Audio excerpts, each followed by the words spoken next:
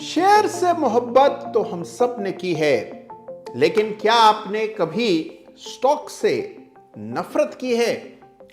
आज इस वीडियो में मैं आपसे अपनी हेट स्टोरी शेयर करने वाला हूं। जी हां, वो स्टॉक्स जिनसे मुझे सख्त नफरत है, कौन से हैं और मैं उन्हें कैसे पहचानता हूं, ये आज के वीडियो में मैं बताने वाला हूं।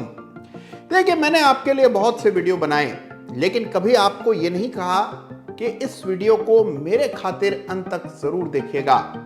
लेकिन आज के वीडियो को मेरे खातिर अंत तक जरूर देखिएगा, क्योंकि यह वीडियो आपको भारी नुकसान से बचा सकता है, इसलिए बहुत इंपॉर्टेंट है।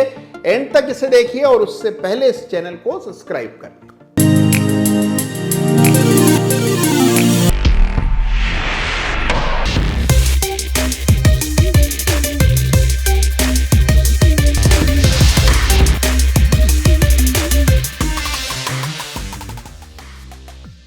नमस्कार, जय श्री राम। देखिए, कहा जाता है कि क्रिकेट के सूरमा सचिन तेंदुलकर को अपना हर एक डिसमिसल याद रहता है। यानी वो कब कैसी गेंद पर किस बॉलर के द्वारा किस फील्डर के द्वारा आउट हुए, ये वो हमेशा याद रखते हैं। और इसका मतलब ये है कि जब कभी वो फेल होते हैं, वो उसको बड़ी संजीदगी से लेते हैं और हमेशा उस पर विचार मंथन करते रहते हैं। देखिए, मेरी भी हेट स्टोरी की शुरुआत अपने सेल्फ ऑडिट से हुई थी। आज से बहुत साल पहले मैंने अपने सारे ट्रेड्स के रिकॉर्ड्स निकाले और एक एक ट्रेड को बड़ी बारीकी से देखा और विशेष ध्यान उन ट्रेड्स पर दिया जहां भारी नुकसान हुआ था। तो जैसे अच्छे बल्लेबाज को अपने सारे डिसमिसल्स, यानी कि जब आउट हो तब याद होना चाहिए कि कैसी परिस्थितियां थी, बिल्कुल वैसे ही अच्छे ट्रेडर को याद होना चाहिए कि जब जब बड़ा नुकसान हुआ क्या वजह रही, कैसे चार्ट्स थे, कहां चूक हुई। और इसी सेल्फ ऑडिट का नतीजा है मेरी hate story.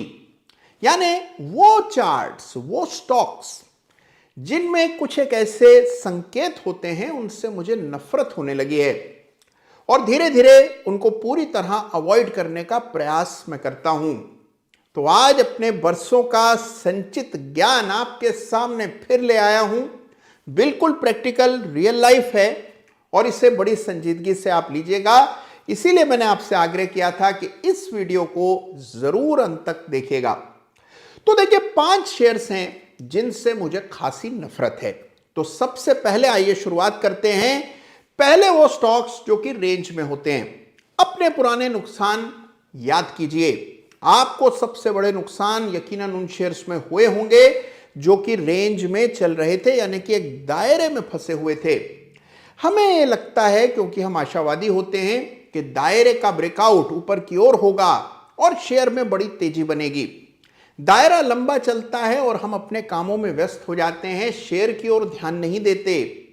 Range bound shares आमतौर पर न तो रिटर्न कमा करके देते हैं, आपका पैसा अटका रहता है और फिर कमबख्त उन शेयर्स में कई बार नीचे का ब्रेकडाउन हो जाता है और इस ब्रेकडाउन में छोटा मोटा नहीं, भारी नुकसान लगता है। यानी सबसे बड़े विलन वो शेयर्स हैं जो कि एक दायरे में, एक रेंज में फंसे हुए हैं। अब आप सवाल ये करेंगे कि हमें कैसे पता लगेगा कि शेयर में दायरा चल रहा है?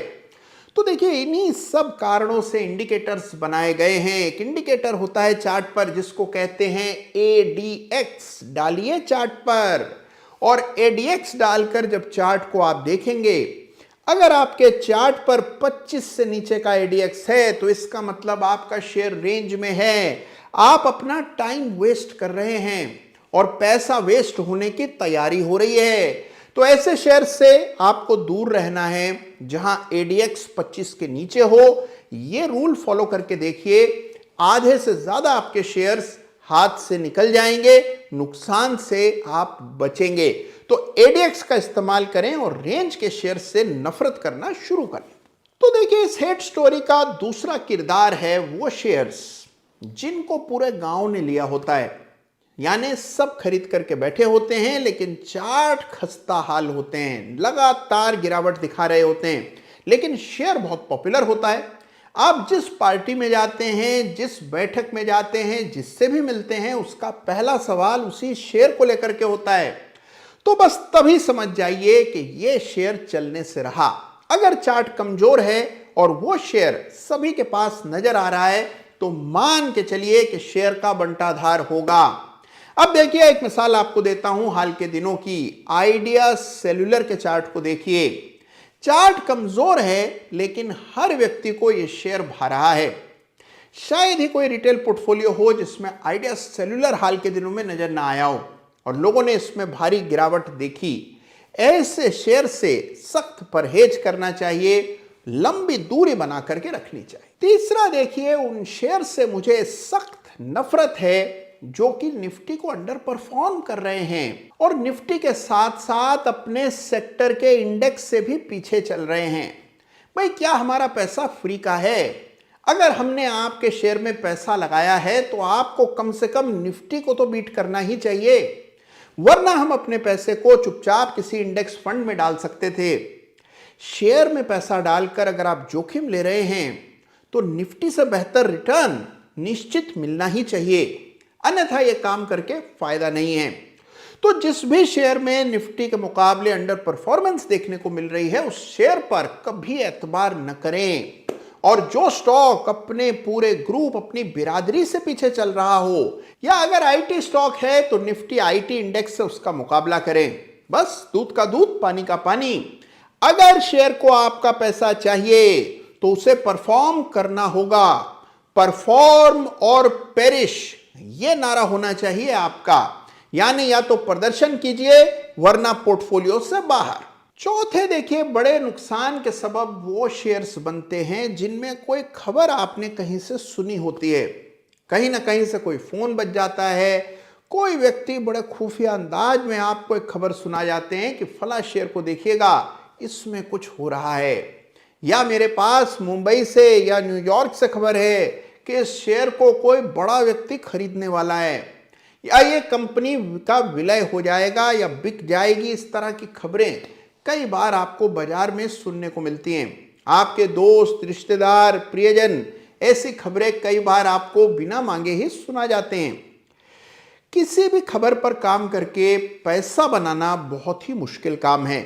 कभी कभार भाग्य से खबरें सही भी हो जाती हैं, लेकिन अधिकांश बार ऐसी खबरों पर एतबार करने से आपको बड़े नुकसान के अलावा कुछ हाथ नहीं लगता। जो भी करें, चार्ट्स जरूर देखें। मान लीजिए कहीं से आपको किसी शेयर के बारे में कोई अनुमान मिला, सबसे पहले स्वयं से चार्ट देखिए, लेवल्स देखिए, चार्ट का स्ट्रक्चर, उसका ट्रेंड देखिए। अगर चार्ट नीचे धंसा जा रहा है और खबर उड़ रही है कि ये शेयर डबल हो जाएगा, तो सबसे पहले ऐसी खबरों को खारिज कर दीजिए। बिल्कुल विश्वास किसी भी खबर पर आपको नहीं करना है। देखिए, खबरों पर विश्वास करके ही लोग बड़ा नुकसान कर बैठते हैं। तो याद रखिए कि जो भी आप निर्णय लें, चार्ट के आधार पर लें, लेवल्स को ध्यान में रख करके लें और चार्ट का स्ट्रक्चर और ट्रेंड देख करके निवेश करें, जिससे आपको पता हो कि कब कौन से शेयर से बाहर आना है। और देखिए, कहानी के 5वें विलन, यानी कि वो शेयर्स जिनसे मुझे सख्त नफरत है, उनमें 5वें शेयर्स वो हैं जहां पर इंस्टीट्यूशनल होल्डिंग बहुत ही कम है। यानी कि जनता को शेयर बहुत पसंद है, लेकिन जो बड़ी संस्थाएं हैं वो इस शेयर को देख नहीं रही हैं, उनका निवेश इसमें बहुत कम है। देखिए, मेरी इस बात को याद रखिएगा, अगर शेयर में दम होता है तो सबसे पहले उस पर नजर संस्थाओं की पड़ती है। संस्थाएं पेशेवर निवेशक होती हैं, उनका काम ये होता है एक एक कंपनी को टटोलती रहती हैं।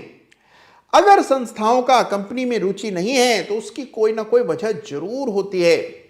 अगर कंपनी केवल रिटेल निवेशकों को भा रही है लेकिन संस्थाएं उसमें रुचि नहीं ले रहे, तो मान करके चलिए कि कुछ ना कुछ गड़बड़ जरूर है। ये बाजार का इतिहास है कि जब कभी किसी शेयर में बड़ा पैसा बना है, जिस शेयर में बड़ी तेजी आई है, उसकी अगुवाई हमेशा संस्थाओं ने, इंस्टीट्यूशंस ने की है। क्योंकि देखिए, इंस्टीट्यूशन को बेचने की जल्दी नहीं होती।